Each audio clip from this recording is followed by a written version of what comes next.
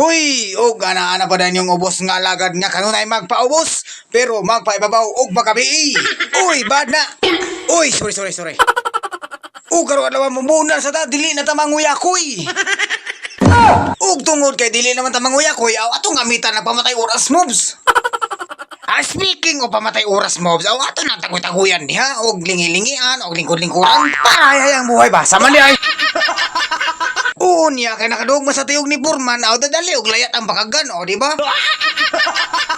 Matik na gamitan na yun og sinip-sip moves. Ibiisa sila be.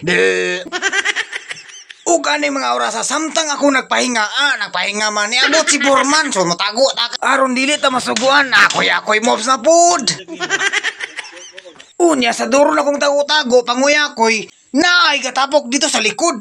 Unya paglilin ako oy Diyos ko mga ubod.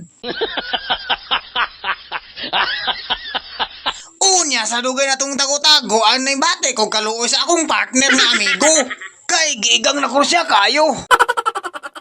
Unya kay kita kay buutan magkaayo nya kugihan magyud sa trabaho ay matigri kita mo relibo. Oops, safety first gamit ang shades. Di ba nga nara lagi diha? Tungod sa akong kabuutan nakalimot ko sa oras kay dili man ang oras atong gimantayan trabaho man, di ba?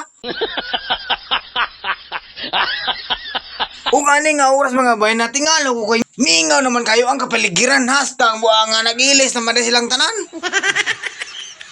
Maong sa sunod na po nga video mga bay kuyo-kuyo kaya punta tatanaw kaya po mo diha God bless yung tanan.